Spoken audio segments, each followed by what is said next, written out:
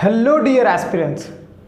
So I welcome all of you to this amazing session of NDA crash course जहाँ पे हम लोग discuss करने वाले हैं अपकमिंग NDA एग्ज़ाम के क्रैश कोर्स की. So once again I welcome all of you to this new amazing platform Indian Warrior Classes पे. So let's start. हम एक एक करके प्रयास कर रहे हैं कि आपके एनडीए एग्ज़ाम की तैयारी बहुत ही अच्छे तरीके से संपन्न हो जाए. और वो होगी कैसे? देखो, टाइम बहुत कम बचा हुआ है. जैसा कि आपको पता होना चाहिए कि एनडीए के एग्ज़ाम के लिए स्टार्टिंग से ही सिलेबस कवर होते हैं. तो ये एक क्रैश कोर्स है. क्रैश कोर्स में आपके टाइम जो है लिमिटेड से भी कम है और उस बीच में आपके रैंक को कैसे इम्प्रूव करना है वो चीज़ें यहाँ पे बताई जाएंगी. तो किस तरीके से कौन से सब्जेक्ट पे कितना ज़्यादा फोकस करना है, कौन से चैप्टर पे कितना ज़्यादा फोकस करना है, उसी चीज़ों को यहाँ पे लेके आया जाएगा और वो चीज़ें आपको बेहतर से बेहतर तरीके में बताई जाएगी. तो समय को ना गंवाते हुए हम स्टार्ट करते हैं अपने फिजिक्स सब्जेक्ट के, यानी कि पहले चैप्टर की, that is motion in straight line. तो मोशन इन स्ट्रेट लाइन में हम लोग सबसे पहले पढ़ेंगे कि क्या बेसिक से लेके पढ़ेंगे एनडीए लेवल तक पूरा एकदम 1 to 1 कवर करते हुए चलेंगे. तो समझना आपको है. देखो यार, एग्ज़ाम में सबसे ज़्यादा इम्पॉर्टेंट होता है एक स्टूडेंट का रोल. टीचर क्या करेगा? थोड़ा बहुत आपको गाइड कर देगा, थोड़ा बहुत आपको बता देगा. यानी कि कहते हैं कि 10% और 20% योगदान होता है टीचर का, लेकिन मैं मानता हूँ कि 5% या 2% ही लेके चलो यार. क्योंकि मैंने क्या किया, वीडियो बना के अपलोड कर दिया. अब आपकी मर्जी, आप कितना उसको लेके जागरूक हो, कितना आप लोग अपना ध्यान दे रहे हो कि मुझे हाँ एग्ज़ाम देना है, नहीं देना है, पढ़ना है, नहीं पढ़ना है. तो पॉजिटिव सोच के साथ में पढ़ाई करते रहो. स्टार्ट करते हैं इसी के साथ में मोशन इन स्ट्रेट लाइन. सबसे पहले बात करेंगे क्या मोशन क्या होता है. तो ये सारी चीज़ें अगर बताने की आवश्यकता हो रही कि मोशन क्या होता है तो ये गड़बड़ है. ये सब बेसिक चीज़ें आपको पता होनी चाहिए ऑलरेडी. तो मोशन क्या होता है कि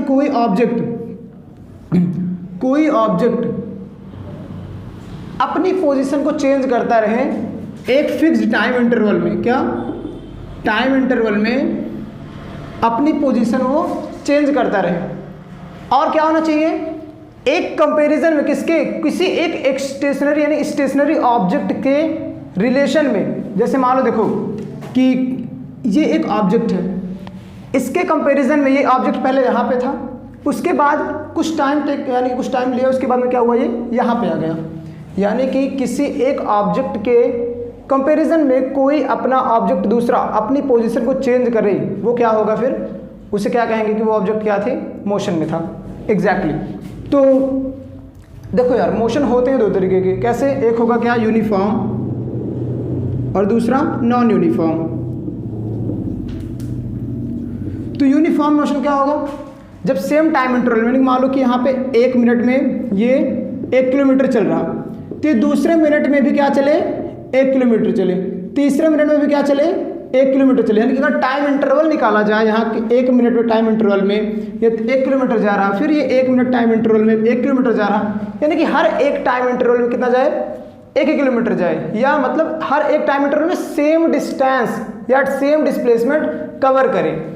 1 किलोमीटर ही जाए ऐसा जरूरी नहीं, वो 5 किलोमीटर भी जा सकता है, फिर अगले 1 मिनट में वो 5 किलोमीटर जा सकता है. यानी कि टाइम इंटरवल सेम होना चाहिए और डिस्टेंस या डिस्प्लेसमेंट सेम होना चाहिए. एग्जैक्टली. और नॉन यूनिफॉर्म क्या होता है, टाइम इंटरवल हमारा सेम हो, 1 मिनट का ही हो, लेकिन इसमें वो 2 किलोमीटर चल ले, इसमें वो 5 किलोमीटर चल ले, इसमें वो 7 किलोमीटर चल ले. ये हुआ क्या, नॉन यूनिफॉर्म मोशन. ओके. अब देखो, दो तरीके के ऑब्जेक्ट की कंडीशंस आप देखोगे. पहला, एक ऑब्जेक्ट जो टाइम के साथ में यहीं पे रुका रहेगा, दूसरा जैसे थोड़ा सा टाइम लेगा वो यहाँ पे पहुँच जाएगा.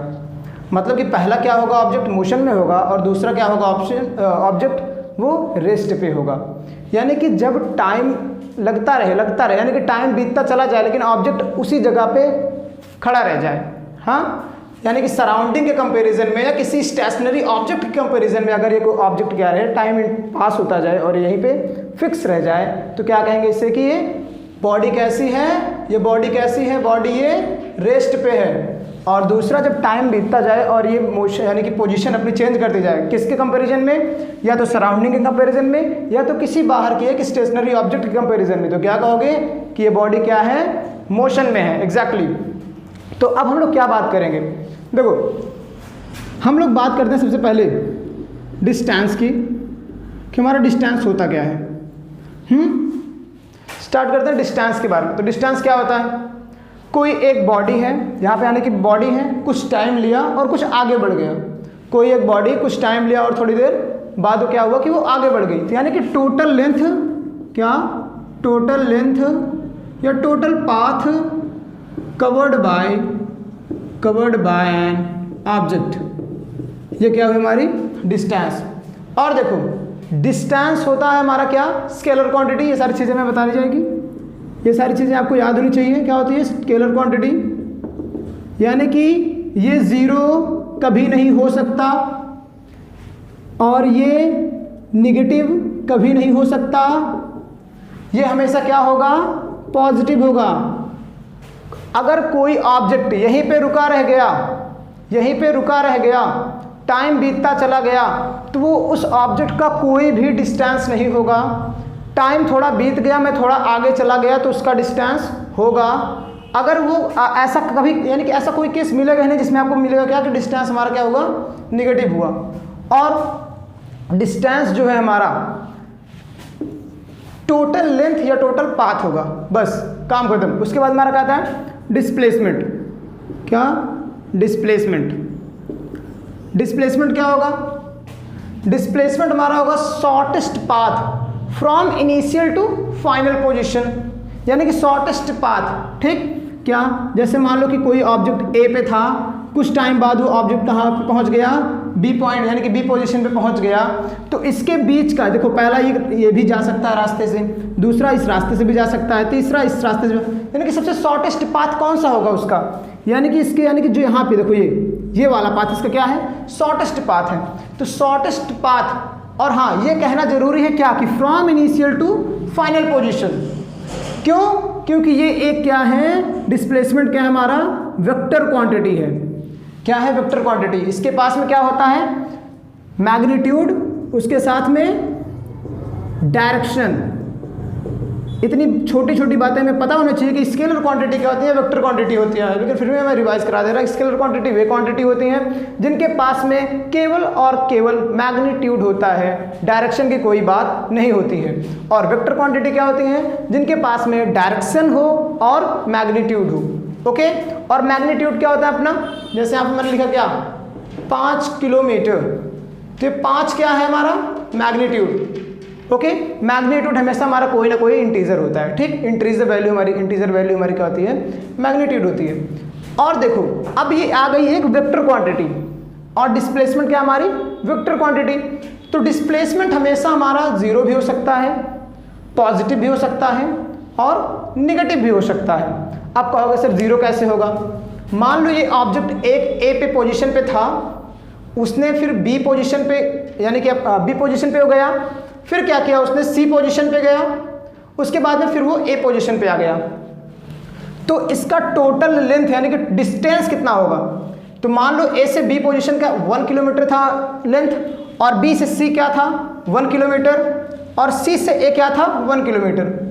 तो टोटल लेंथ इसके कितने, यानी कि टोटल डिस्टेंस, यानी कि डिस्टेंस हमारा क्या होता है टोटल लेंथ, तो 1 1 1 यानी कि 3 किलोमीटर। लेकिन अगर बात करेगा कोई डिस्प्लेसमेंट की, तो डिस्प्लेसमेंट हमारा क्या होता है, यानी कि shortest path from initial to final position, यानी कि इनिशियल पोजीशन क्या थी ऑब्जेक्ट की, ए, और फाइनली वो आके कहाँ पहुँच गया, फिर से ए पे।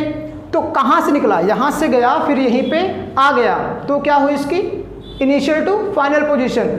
तो उसका टोटल डिस्प्लेसमेंट हमने क्या निकाल लिया, वो आया क्या, 0 के बराबर। ओके, अब कहोगे सर निगेटिव कैसे होता है, पॉजिटिव तो समझ में आता है कि मैंने यहाँ से यहाँ तक चल लिया तो मेरा पॉजिटिव डिस्प्लेसमेंट हो गया, लेकिन निगेटिव डिस्प्लेसमेंट कहाँ होगा।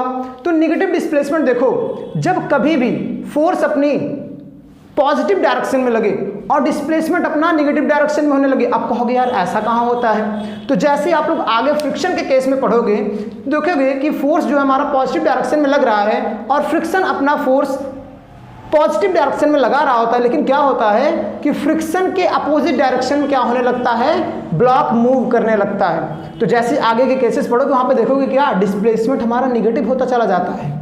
ओके, तो हम इसके बाद में अब बात करते हैं स्पीड की।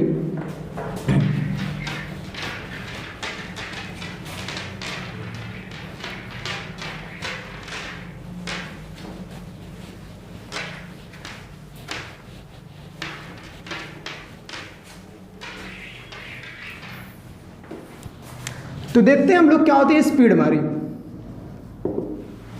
जैसे कि देखो मैंने क्या बताया अभी कि डिस्टेंस क्या होता है, total length covered by an object. उसी तरीके से स्पीड हमारी क्या होती है, डिस्टेंस अपॉन टाइम, यानी कि डिस्टेंस पर unit time.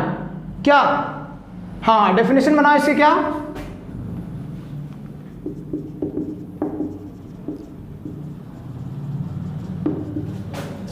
distance covered by an object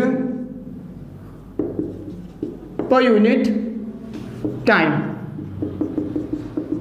called speed। तो यहाँ पे हमें डेफिनेशन से कोई लेना देना नहीं है, बस समझ में रखो कि क्या स्पीड इज इक्वल टू होता है क्या अपना डिस्टेंस अपॉन टाइम।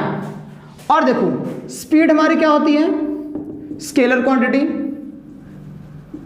जब आप लोगों ने vector addition, vector multiplication and vector division पढ़े होंगे तो वहाँ पे हमें सब कुछ बताया जाता है कि स्केलर को जब वेक्टर से डिवाइड किया जाता है या स्केलर को स्केलर से डिवाइड किया जाता है तो हमें रिजल्ट में क्या मिलता है, वेक्टर को जब वेक्टर से डिवाइड किया जाता है हमें रिजल्ट में क्या मिलता है। फिलहाल के लिए अभी आपको सिर्फ क्या करना है, रट्टा मारना है कि स्केलर स्पीड क्या होती है, स्केलर क्वांटिटी होती है। अगर थोड़ा सा टाइम बचा होता तो मैं आपको एक एक चीज़ें समझा के चलता कि कैसे क्या स्केलर हुई, कैसे क्या वेक्टर हुई।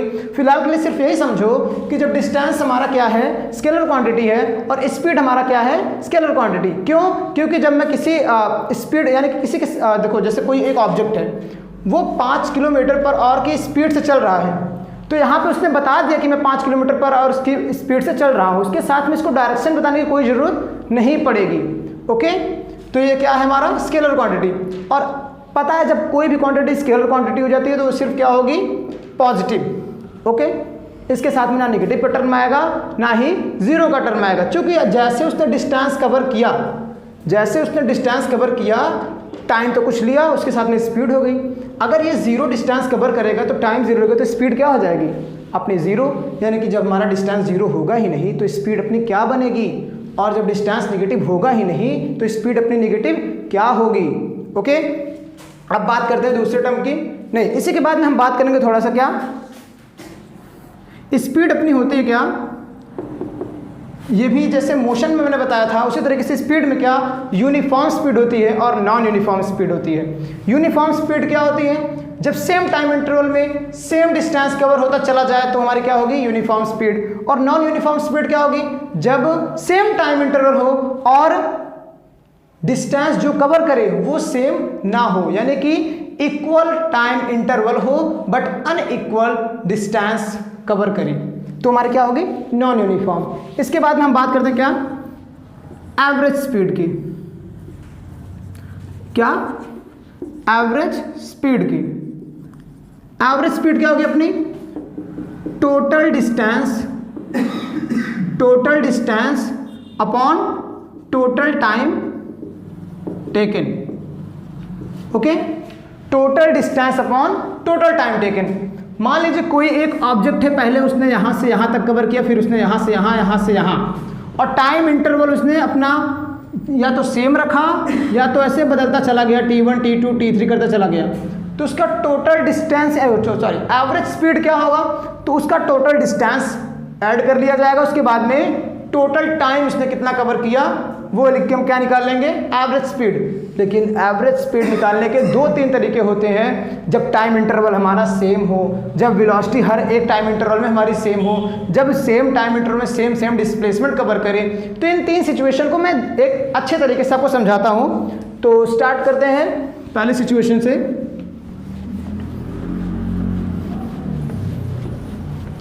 एग्जाम में क्वेश्चन कैसे कैसे आएंगे, पहले क्वेश्चन को इसी तरीके से ध्यान में देते हैं कि क्या बोल देगा, find the average speed of a body which is moving with speed v1 and takes time t1, and after some time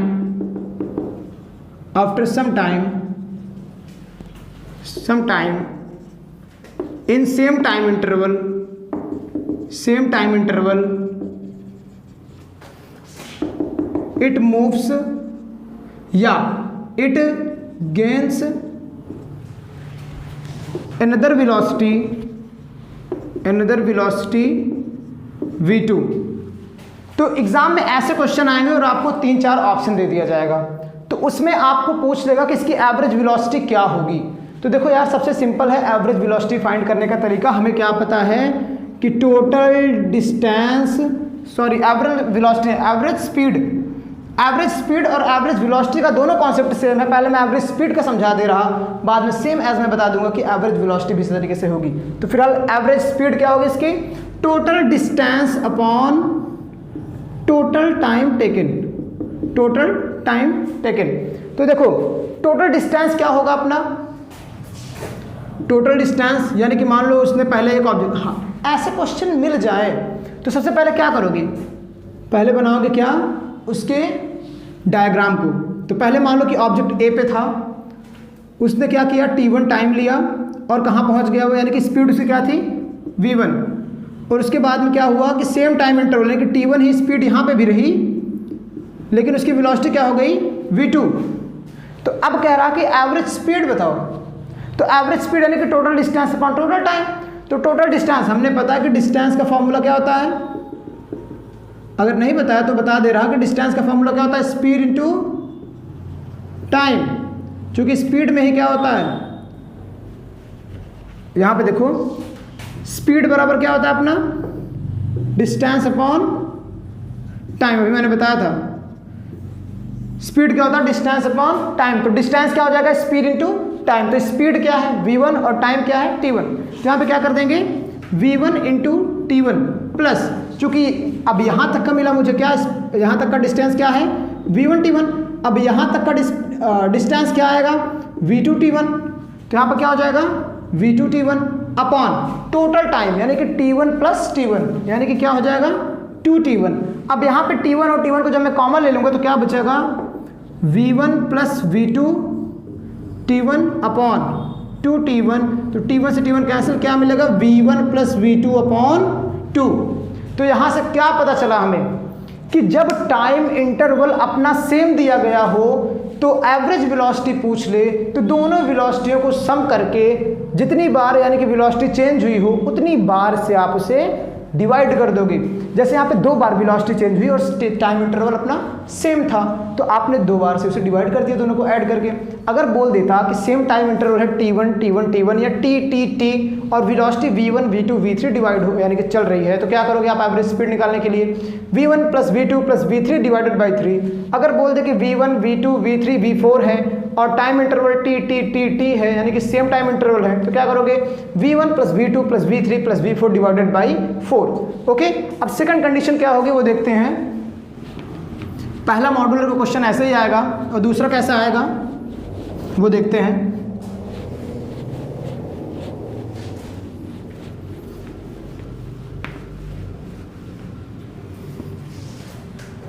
दूसरे मॉडल का क्वेश्चन ऐसा आएगा कि बोल देगा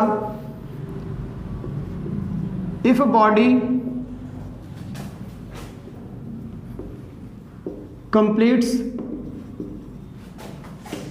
its half of distance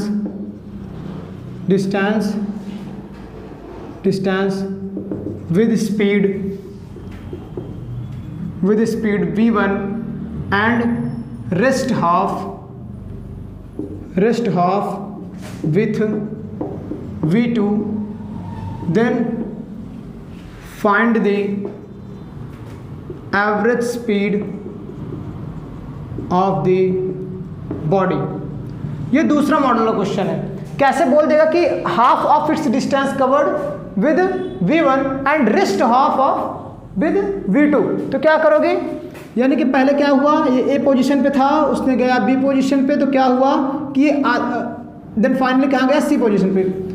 या डायरेक्टली ऐसे देखो डायग्राम में कि ए से वो डायरेक्टली बी पोजीशन पे गया, तो क्या कह रहा है कि आधे यानी कि कहाँ पे आधा, यानी कि ये इस पोजीशन पर ओ मान लो तो क्या मिलेगा मुझे कि ए ओ इज इक्वल टू क्या है ओ बी, यानी कि ये दोनों क्या है बराबर है। यानी कि आधे डिस्टेंस को उसने v1 से कवर किया और आधे डिस्टेंस को उसने v2 से कवर किया। तो कह रहा कि अब एवरेज स्पीड बताओ। तो एवरेज स्पीड का सेम क्या होता है formula, total distance upon total time. तो टोटल डिस्टेंस अपना क्या होगा, आधा आधा डिस्टेंस है, लेकिन मुझे क्या निकालोगे कैसे, यहाँ पे मान लो टोटल डिस्टेंस इसका क्या है, टोटल डिस्टेंस इसका मान लो कि d है, तो क्या हो जाएगा d/2 d/2। तो यहाँ पे हमने ले लिया क्या d/2 plus d/2 divided by total time क्या होगा, टाइम अपना क्या होता है, मैंने बताया था speed is equal to distance upon time. तो टाइम क्या होगा, time is equal to distance upon speed. तो इतनी दूर भर का टाइम कितना होगा, यानी कि यहाँ से लेके यहाँ तक का टाइम क्या होगा, तो d/2 अपॉन v1। तो d/2 अपॉन v1 प्लस यहाँ का टाइम क्या होगा d/2 अपॉन v2। अब देखो d/2 मिलकर क्या हो जाएगा अपना टोटल d, यानी कि हमारा टोटल तो d ही है, और उसके बाद में क्या हो जाएगा d/2 अपॉन v1 और d/2 अपॉन v2। तो क्या हो जाएगा ये dv1 upon 2 plus dv2 upon 2। अब ये दो क्या होगा ऊपर चला जाएगा, कैसे d, अभी देखो यहाँ पे क्या कर दोगे dv1 प्लस dv2, यानी कि d अगर कॉमन ले लोगे तो क्या हो जाएगा v1 प्लस v2 अपॉन 2। अब इससे क्या करोगे ऊपर लेके जाओगे तो हो जाएगा 2d अपॉन d ब्रैकेट में v1 प्लस v2। तो d से d कैंसिल, मिलेगा क्या 2 divided by v1 plus v2। Is everything okay here? हाँ, तो अगर हमारा डिस्टेंस बोल दे कि A से लेके B तक है, यानी कि ऐसे क्वेश्चन आ जाए बोले कि आधा डिस्टेंस कहाँ, यानी कि v1 स्पीड से कवर करता है और आधा डिस्टेंस v2 स्पीड से कवर करता है, तो एवरेज स्पीड कैसे निकालोगे, total distance upon total time ले लोगे, और टोटल डिस्टेंस हमारा d होगा और बाकी रेस्ट क्या होगा हाफ हाफ ले लोगे और v1 स्पीड और v2 स्पीड कर दोगे। यहाँ पे क्या कर दोगे कैलकुलेशन इजीली से अपना सॉल्व करना सीख जाओ धीरे धीरे करके, यानी कितना तुम्हें आता होगा यार एनडीए की प्रिपरेशन कर रहे हो। तो 2 upon v1 plus v2। And third module का क्वेश्चन कैसे आएगा वो देख लेते हैं। नोट करते जाना, नोट्स बनाते जाना, बहुत ही कम टाइम बचा हुआ है, तो इसमें अच्छा प्रदर्शन करके आना एग्जाम में।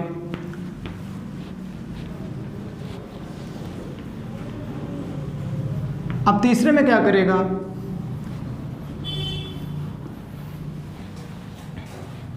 तीसरा मॉडल क्वेश्चन ऐसा आएगा कि a body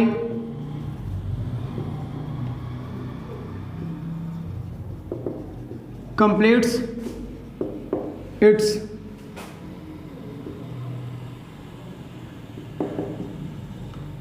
half of distance with time t1 and rest half with time t2, then find average speed। Average speed. अब फिर यहीं पे क्या हाफ डिस्टेंस कैसे कवर करेगा t1 टाइम में और हाफ डिस्टेंस कैसे t2 टाइम में। तो कह रहा कि एवरेज वेलोसिटी फाइंड करो। तो एवरेज वेलोसिटी का फिर से फॉर्मूला क्या, total distance upon total time. Total distance क्या हो जाएगा अपना सेम, यहाँ से यहाँ तक का डिस्टेंस क्या मान लो कि ऐसे टोटल या d मानो, पिछली बार भी d माने थे, अपॉन टोटल टाइम क्या हो जाएगा t1 plus t2, simple modular. ठीक, यहीं से हमारा क्या काम खत्म। और अगर अपनी वेलोसिटी दी जाती है तो देखो यार हमें सिर्फ एक फॉर्मूला याद रखना है, total distance upon total time. उसी पे जितने क्वेश्चंस आते हैं, मॉड्यूलर तो 3 ही बनेंगे, लेकिन सिम्टम्स अलग अलग तरीके से दे सकता है कि आधा नहीं तीन पार्ट में से डिवाइड कर देगा, तो 3 पार्ट में से कैसे करना है, 2 पार्ट में डिवाइड कर देगा तो 2 पार्ट में से कैसे करना है। तो हर चीज़ों को समझते हुए चलते रहना है, और फार्मूला सिर्फ एक ही है, जैसे जैसे क्वेश्चन बना दे आपको बनाते चले जाना है। तो हम लोग आते हैं किस पे, वेलोसिटी पे। वेलोसिटी अपनी क्या होगी,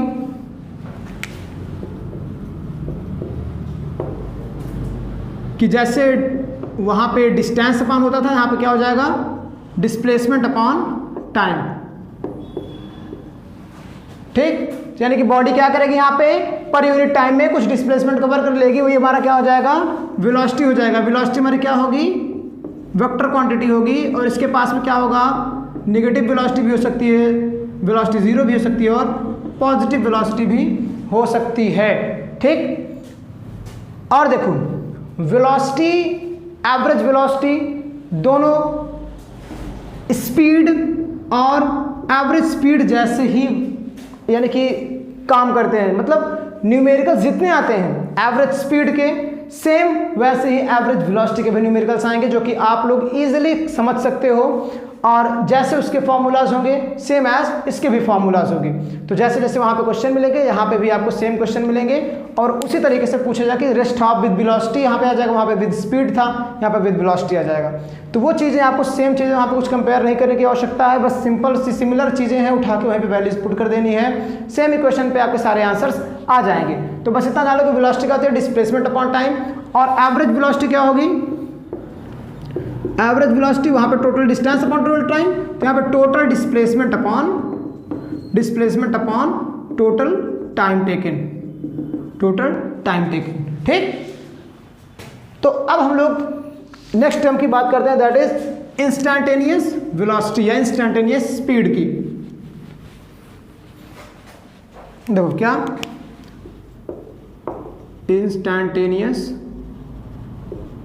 स्पीड या वेलोसिटी, वेलोसिटी देखो इंस्टैंटेनियस का मतलब क्या होता है, इंस्टेंट यानी कि बहुत ही तेज, यानी कि बहुत ही जल्दी, मतलब क्या कि जब भी कोई स्पीड बहुत ही कम टाइम इंटरवल में, यानी कि स्पीड क्या होगी अपनी बहुत ही कम टाइम इंटरवल में अपनी, यानी कि change in speed upon change इन जो टाइम होगा वहां पे डेल्टा टी क्या होगा बहुत ही कम होगा। Limits delta T tends to zero, यानी कि डेल्टा टी कहाँ टेंड करेगा जीरो की ओर, यानी कि क्या 0.2, टी की वैल्यू क्या होगी 0.2, या टी की वैल्यू 0.005, टी की वैल्यू क्या 0.006, यानी कि बहुत ही कम टाइम इंटरवल में देखा जाएगा कितनी वेलोसिटी या कितनी स्पीड हमारा कोई ऑब्जेक्ट कवर कर रहा है, यानी कि कितनी स्पीड ये गेन कर रहा है, कितनी स्पीड या कितनी वेलोसिटी ये गेन कर रहा है, और कितने टाइम इंटरवल में very very short time interval में। तो यहाँ पे क्या हुआ हमारा limit delta T tends to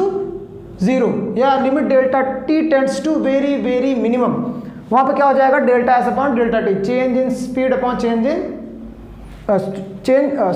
in distance upon change in time. Okay, वहाँ पे हमारा अब जैसे हम सोचते हैं लिमिट को हटा दिया जाए, तो लिमिट को हटाने पे क्या मिलेगा, यहाँ पे आप लोग थोड़े बड़े हो चुके हैं तो हमें पता हो जाएगा कि ये क्या होता है D S upon D T, जिसे हम क्या कहेंगे डिफरेंशिएशन। जब हम लोग बहुत ही शॉर्ट टाइम इंटरवल की बात करेंगे तो इसे हम डिफरेंशिएट करके भी डिस्प्लेसमेंट को निकाल लेंगे, जब अपना डिस्टेंस क्या होगा दिया होगा कैसे वेरिएबल फॉर्म में। अब वेरिएबल फॉर्म क्या होता है सर, वेरिएबल फॉर्म होता है कि जैसे हमारा किसी भी जैसे स्पीड मान लो दे दिया 5x² + 2x + 3, तो यहाँ पे क्या है x एक वेरिएबल है, यानी कि यहाँ पे हमारा डिस्टेंस क्या होगा, डिस्टेंस हमारा x पे डिपेंड करेगा, क्या करेगा डिपेंड करेगा x पे। अगर x की वैल्यू 1 रख दी जाए, x की वैल्यू 1 रख दी जाए तो डिस्टेंस हमारा कम आएगा, x की वैल्यू 2 रख दी जाए तो डिस्टेंस हमारा थोड़ा और ज़्यादा आएगा, यानी कि x क्या हो जाएगा एक वेरिएबल और डिस्टेंस क्या हो जाएगा हमारा डिपेंडेंट एट दैट वेरिएबल, इस वेरिएबल पे क्या हो जाएगा डिपेंड हो जाएगा। जैसे वेरिएबल ज़्यादा तो डिस्टेंस और ज़्यादा, कम तो और कम। तो उसी तरीके से हमारा क्या होगा ये स्पीड हो जाएगा, कैसा speed instantaneous speed, same as instantaneous velocity क्या हो जाएगी, वेलोसिटी क्या हो जाएगी लिमिट डेल्टा टी, यानी कि very very short time interval, and यहां पे डेल्टा एस क्या होगा डिस्प्लेसमेंट, और यहां पे डेल्टा एस क्या था डिस्टेंस।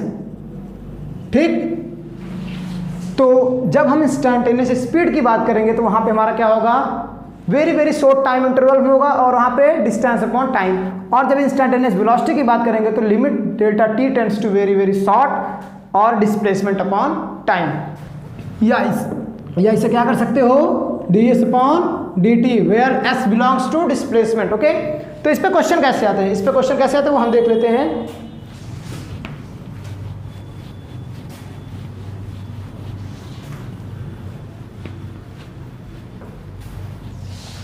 क्वेश्चन दे देगा find the velocity of an object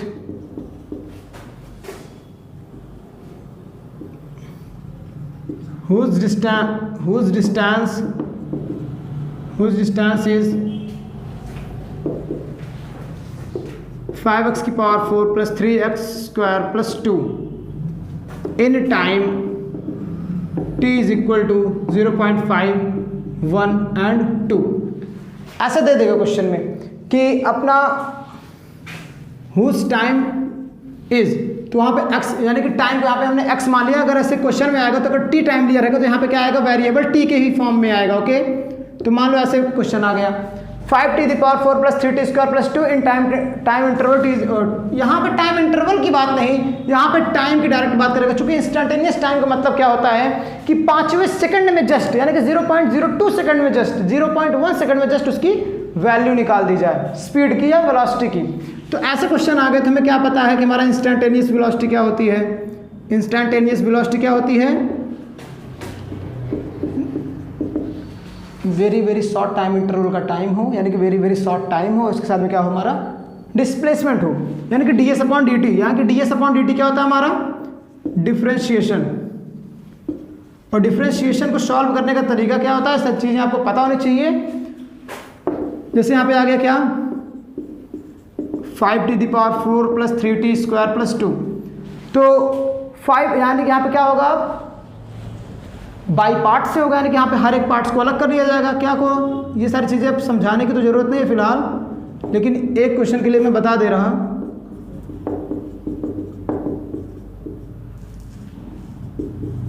तो यहाँ पे कांस्टेंट का डिफरेंशिएशन 0 होता है और 3t स्क्वायर है तो इसका क्या हो जाएगा 6t, और इसका क्या हो जाएगा, कैसे हुआ, इसका फॉर्मूला क्या हो जाता है, nx की पावर n-1। ठीक, नोट कर लेना, फिलहाल बताने की चीज़ नहीं थी। तो यहाँ पे क्या आ जाएगा, इसका क्या आ जाएगा answer, 20t the cube plus 60। तो अब यहाँ पे t की वैल्यू एक बार आप 0.5 रखोगे तो वेलोसिटी हमारी क्या आएगी, 0.5 जैसे रखोगे हमें क्या मिलेगा, यानी कि 10 प्लस 0.5 जो भी वैल्यू आएगी हमारी वो क्या होगी, इन टाइम, पहले लिखोगे इन टाइम 0.5 तो उसकी वैल्यू आएगी, लिख दोगे। फिर दूसरा टाइम 1, तो 1 में जो वैल्यू आएगी वो यहाँ पे लिख दोगे। फिर t इज इक्वल टू क्या, 2, तो यहाँ पे 2 की वैल्यू जो आएगी वो लिख दोगे। ठीक, तो ये सारी चीज़ें इसी तरीके से सेम सॉल्व होगा। जैसे स्पीड का कॉन्सेप्ट आ गया तो यहाँ पे डिस्टेंस दे दिया जाएगा, और कैसे देगा, एक वेरिएबल फॉर्म में देगा। तो वेरिएबल फॉर्म को हमेशा हम डिफरेंशिएशन करके सॉल्व करेंगे। तो डिफरेंशिएट करने का तरीका ये रहा और इजीली आप उसे सॉल्व करोगे।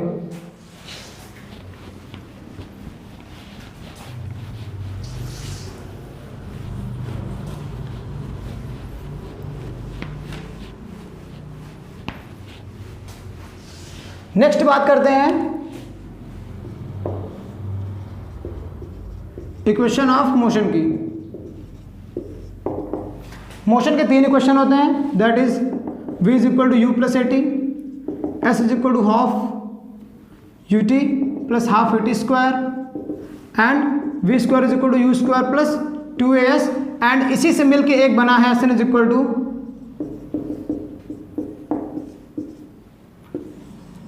S N is equal to S N plus 1 minus S N.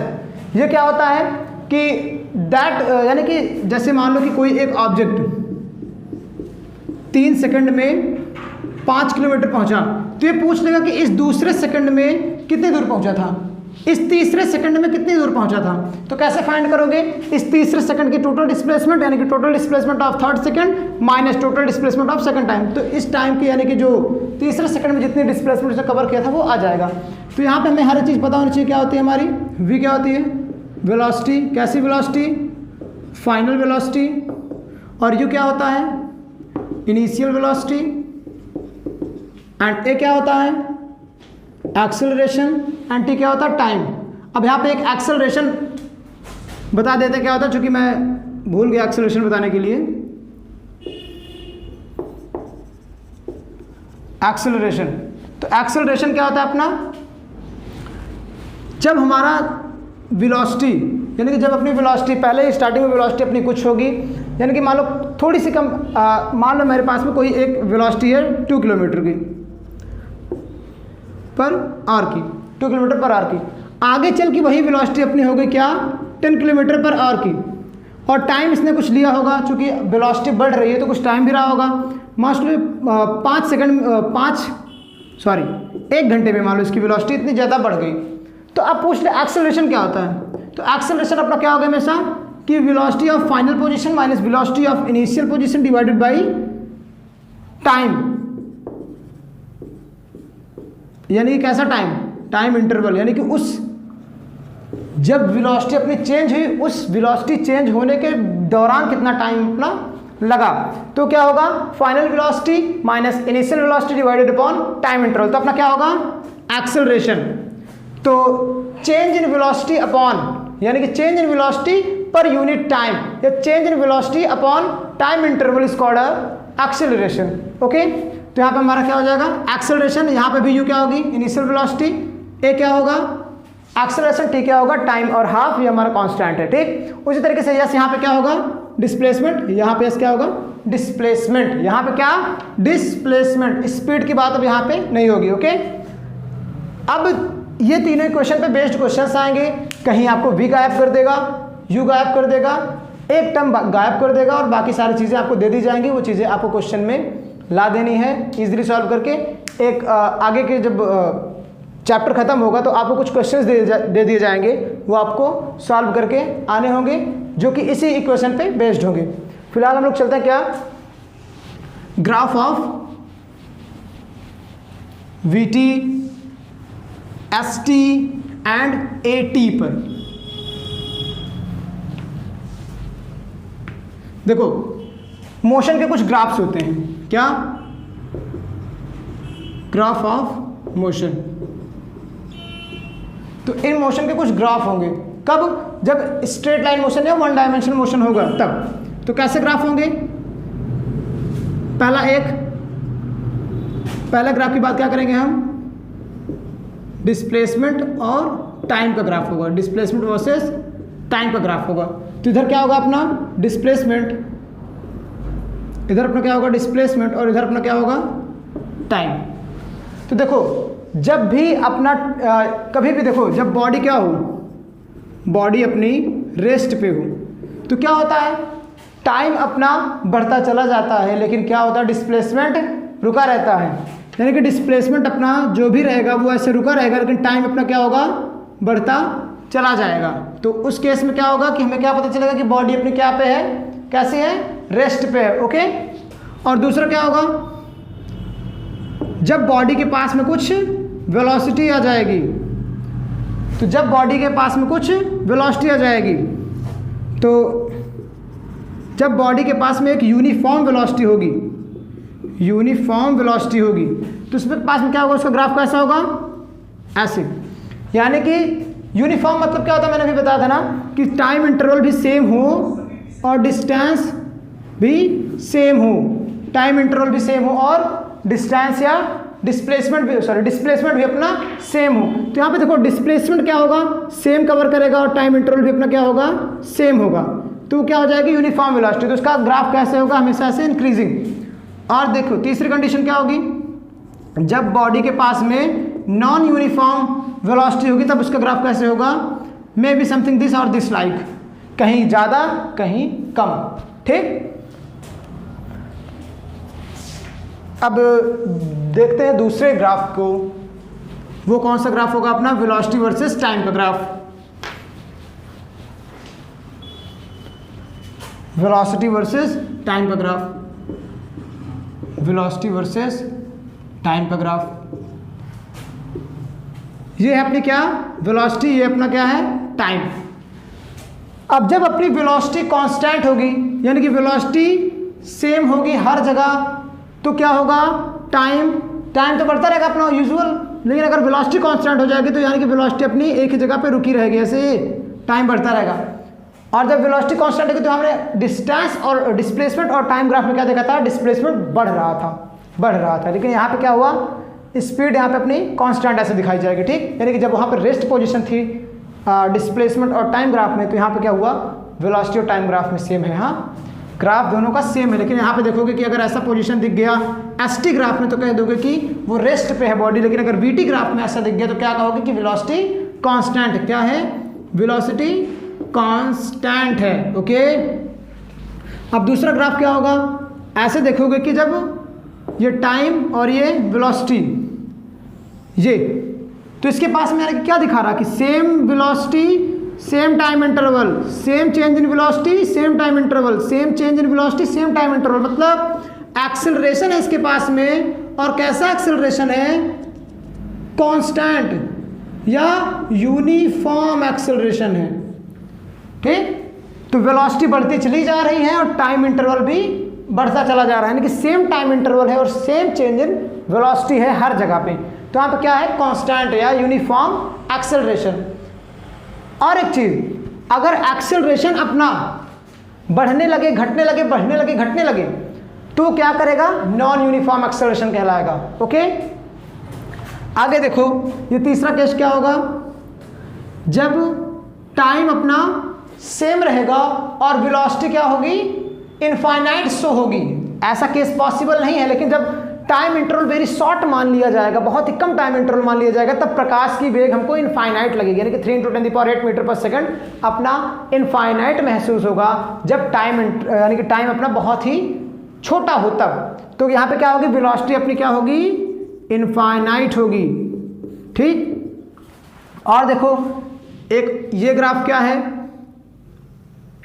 यहाँ पे क्या दिख रहा कि वेलोसिटी घटती चली जा रही, ठीक, वेलोसिटी घटती चली आ रही है, यानी कि इसके पास में क्या है, रिटार्डेशन। अब ये रिटार्डेशन क्या होता है कि जब change in velocity upon time जब अपना पॉजिटिव हो तब हमारा एक्सेलरेशन होता है, लेकिन change in velocity upon time जब अपना निगेटिव होता है तब हमारा रिटार्डेशन होता है। एक्सेलरेशन में हमेशा हमारी वेलोसिटी बढ़ती चली जाती है, रिटार्डेशन में अपनी हमेशा वेलोसिटी घटती चली जाती है। जब हम गाड़ी में ब्रेक लगाते हैं तब हमारा रिटार्डेशन काम करता है, जो कि वेलोसिटी को धीमा कर देता है। जब हम बॉडी को एक्सेलरेट यानी कि एक्सेलरेशन देते हैं, एक्सेलरेट करते हैं, तब अपनी वेलोसिटी क्या होती है, बढ़ती चली जाती है। ये सारी चीज़ें क्या डे टू डे लाइफ में हम लोग डेली देखते हैं, जैसे ब्रेक मारते हैं अपनी वेलोसिटी क्या होती है, धीमी होती चली जाती है और गाड़ी क्या होती है, रुक जाती है। लेकिन जैसे ही हम अपनी बॉडी को एक्सेलरेट करते हैं तो एक्सेलरेशन बढ़ती यानी कि वेलोसिटी बढ़ती चली जाती है। तो ये ग्राफ कैसा, वेलोसिटी बढ़ती चली जा रही है, एक्सेलरेशन दिया जा रहा। ये कैसा है कि रिटार्डेशन हो रहा है, यानी कि वेलोसिटी घटती चली आ रही टाइम के रिस्पेक्ट में और रिटार्डेशन दिया जा रहा। ओके, एंड इसी तरीके से अब हम लोग क्या एटी ग्राफ की बात करेंगे। एटी ग्राफ अपने सिलेबस में यानी कि नहीं है फिलहाल, लेकिन हम लोग देख लेते हैं क्या कि एक्सेलरेशन जब हमारा कांस्टेंट होगा तो ग्राफ हमारा वीटी में जब वेलोसिटी कांस्टेंट होता है तो इस तरीके से बनता है, लेकिन एक्सेलरेशन और टाइम ग्राफ में जब हमारा एक्सेलरेशन कांस्टेंट होगा तब ऐसा ग्राफ बनेगा। ओके, ये क्या एक्सेलरेशन वर्सेस टाइम ग्राफ में होगा, ठीक। और इसी तरीके से सिर्फ यही एक चीज़ें हैं जो सिलेबस में है, बाकी फिलहाल अब आपके ग्राफ जो हैं सारे आई थिंक क्लियर हो गए होंगे। ग्राफ में क्या है, दो चीज़ें और देख लो यहाँ पे क्या कि जब हम area under the VT graph की बात करेंगे, यानी कि वेलोसिटी और टाइम ग्राफ के अंडर का जो एरिया होगा वो अपना क्या होगा, डिस्प्लेसमेंट होगा, ठीक, डिस्प्लेसमेंट होगा। और slope of the VT graph क्या होगी, अपना slope of the VT graph क्या, slope of the AT graph क्या अपना शो करेगा। पहले खुद देखते हैं तो वहाँ पे क्या होगा, हमें स्लोप ऑफ एटी ग्राफ क्या दिखाएगा, हमें जर्क दिखाएगा। जर्क अपना क्या होता है, change in acceleration upon same time interval, यानी कि जितने टाइम इंटरवल में आप एक्सेलरेशन को चेंज कर रहे हो, यानी कि एक्सेलरेशन क्या कर रहे हो, चेंज कर रहे हो, उस टाइम इंटरवल में क्या होगा, हमारा जर्क आएगा। क्या होगा वो, जर्क। और स्लोप ऑफ वीटी ग्राफ क्या होगा, slope of VT graph, VT अपना क्या होगा, वेलोसिटी और टाइम ग्राफ, तो वो क्या दिखाएगा, एवरेज वेलोसिटी, ठीक, वो average slope of ST graph यानी कि डिस्प्लेसमेंट और टाइम ग्राफ क्या दिखाएगा, अपना एवरेज वेलोसिटी दिखाएगा, और स्लोप ऑफ वीटी ग्राफ क्या दिखाएगा, अपना एक्सेलरेशन दिखाएगा, कैसा, यूनिफॉर्म वाला, यूनिफॉर्म एक्सेलरेशन दिखाएगा। और हर एक पॉइंट की जब बात करेंगे तो यहाँ पे जैसे स्लोप की बात करेंगे तो इस पॉइंट पे एक्सेलरेशन दिखाएगा, लेकिन अगर कहीं मान लो वीटी ग्राफ ऐसे मिल गया तो इस पॉइंट के एक्सेलरेशन को मान के आप हर जगह जज नहीं कर सकते हो। अगर हर जगह आपको इंस्टेंटेनियस एक्सेलरेशन निकालना है यानी कि एक्सेलरेशन निकालना है हर पॉइंट पे, यानी यहाँ पे क्या आएगा, uniform acceleration at a fixed point, यानी कि फिक्स पॉइंट पे जितना एक्सेलरेशन रहेगा वही सिर्फ वीटी ग्राफ से आप निकाल सकते हो।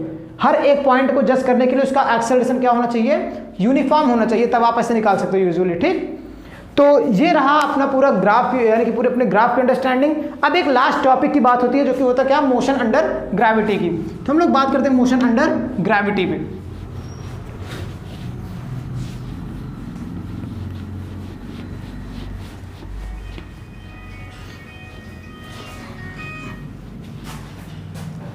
तो मैंने बताया था कि v बराबर u plus A T, S is equal to U T plus half A T square, और v square is equal to U square plus 2as।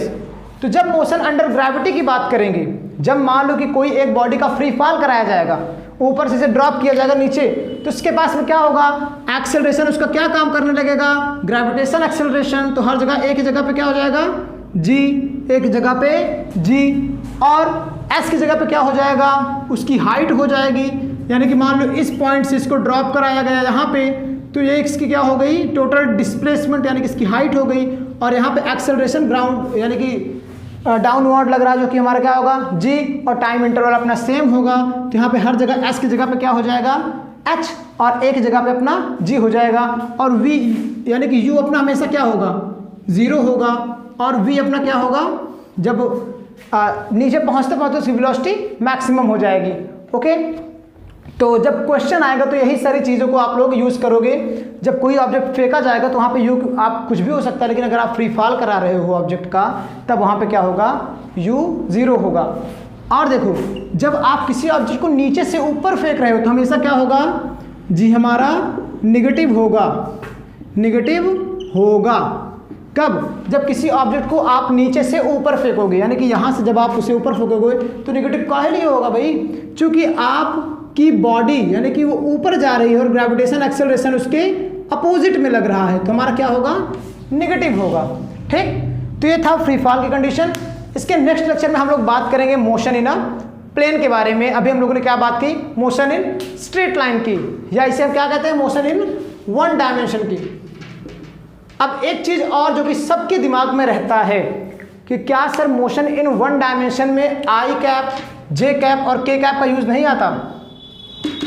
तो मैं बता दूं कि मोशन इन वन डायमेंशन का मतलब क्या होता है कि इन तीनों डायमेंशनों में से किसी एक डायमेंशन को यूज किया जाए। मोस्टली क्या होता है कि सब एक्स डायमेंशन को यूज करते हैं, यानी कि एक्स वाई या जेड प्लेन को, यानी कि आई जे के कैप को, आई को क्या कहते हैं एक्स, वाई को क्या कहते हैं जे, और के को क्या कहते हैं जेड कैप, सॉरी जेड, के कैप को जेड, आई जे के। तो यहाँ पे क्या होता है कि कहते हैं कि सर एक्स डायरेक्शन के ही मोशन को मोशन इन वन डायमेंशन कह सकते हैं, लेकिन ऐसा एक्चुअल में नहीं होता कि जब हम तीनों डायमेंशन में किसी एक डायमेंशन को यूज करके वर्क करते हैं तो उस पर क्या होगा, यानी कि उसके हिसाब से मोशन होता है। सिर्फ एक डायमेंशन को लेके तो हमारा क्या होता है, वन डायमेंशन होता है। जैसे कि मान लो किसी एक पतली सड़क पे कोई एक आदमी चला जाता है, ठीक, या आप बॉल को पैर से हिट करो और वो स्ट्रेट लाइन में मोशन करे, तो ये सारी कंडीशन क्या होगी, एक ही डायमेंशन की होगी। और जब टू डायमेंशन की बात होगी तो क्या होगा कि मैंने उस कंडीशन में क्या होगा कि एक्स और वाई दोनों प्लेन का सहारा लेकर उस मोशन की अंडरस्टैंडिंग करनी होगी, यानी कि एक्स के प्लेन को भी और वाई के प्लेन, यानी कि एक्स वाई प्लेन को अंडरस्टैंड करके आपको उसके फंडामेंटल्स को समझने होंगे। और तीसरा क्या होगा, जब यानी कि थ्री डायमेंशनल मोशन में क्या होगा, जब तीनों प्लेन को लेके समझा जाए। जैसे कैसे कि मैं रोटेशनल मोशन भी कर रहा हूँ, उसके साथ में ऐसे पैराबोला भी, यानी कि पैराबोलिक पाथ पे भी मैं मूव कर रहा हूँ, तो उस कंडीशन में क्या होगा, मैं तीनों कंडीशन को यानी कि तीनों डायमेंशन को भी लेके चलूंगा तब जाके वो क्या होगा हमारा 3 डायमेंशनल मोशन। जैसे कि पक्षी मूव करती है, पक्षी मूव कैसे करती है, ऐसे जाती रहती है, क्या होती है, ऐसे जाती रहती है वो, ठीक। तो उस कंडीशन में क्या होगा, वो तीनों डायमेंशनल होगा, यानी कि रोटेशनल मोशन साथ में एक्स वाई प्लेन का भी motion, X Y Z plane, यानी कि तीनों यहाँ पे आ जा रहा है, यानी कि एक्स जेड प्लेन कहाँ मूव कर रहा है, रोटेशनल में, और एक्स वाई पैराबोलिक में। तो पैराबोलिक जब पैराबोला हम लोग पढ़ेंगे तो वहाँ पे क्या होगा, हम लोग एक्स वाई प्लेन की बातें करेंगे। तो मोशन इन अ प्लेन में सारी चीज़ों को हम डिस्कस करेंगे। तो फिलहाल के लिए सिर्फ इतना ही, पढ़ते रहिए। All the very best.